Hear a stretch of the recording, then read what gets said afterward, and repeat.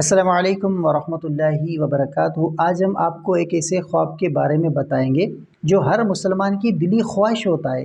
خواب میں نبی کریم صلی اللہ علیہ وآلہ وسلم کی زیارت۔ اس خواب کا کیا مطلب ہے؟ کیا یہ شیطانی ہو سکتا ہے؟ اور اس خواب کے بعد کیا کرنا چاہیے؟ تو ویڈیو کو آخر تک ضرور دیکھیں، اور اگر چینل پر نئے ہیں تو سبسکرائب لازمی کریں۔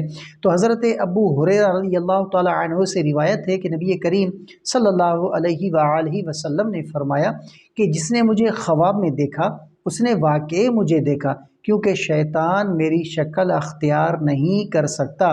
لہٰذا اگر کوئی شخص خواب میں رسول اللہ صلی اللہ علیہ وآلہ وسلم کو دیکھے تو یہ ایک سچا خواب ہے۔ یہ خواب اس بات کی علامت ہوتا ہے کہ اللہ تعالیٰ اس بندے پر خاص فضل کرم کرنا چاہتا ہے۔ یہ خواب عموماً نیکی، ایمان، سچائی اور دین سے قرب کی علامت ہے۔ اگر کوئی گناہوں میں مبتلا ہو اور یہ خواب دیکھے تو یہ اس کے لیے توبہ کا پیغام ہو سکتا ہے۔ یہ خواب جو ہے وہ بعض اوقات زندگی میں ایک بڑی تبدیلی یا روحانی بیداری کی نشانی بھی ہو سکتا ہے۔ اس خواب کے بعد کیا کریں؟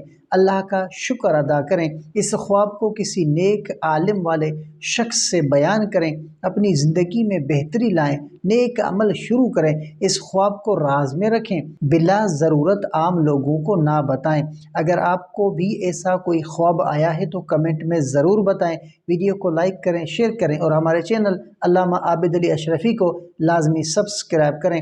اللہ پاک ہمیں نبی کریم صلی اللہ علیہ وآلہ وسلم کی سچی محبت جو ہے وہ نصیب فرمائے۔ تو ملتے ہیں اگلی ویڈیو میں، تب تک کے لیے اپنا بہت سارا خیال رکھیں اور ہمیں بھی اپنی دعاؤں میں یاد رکھیں۔ السلام علیکم ورحمۃ اللہ وبرکاتہ۔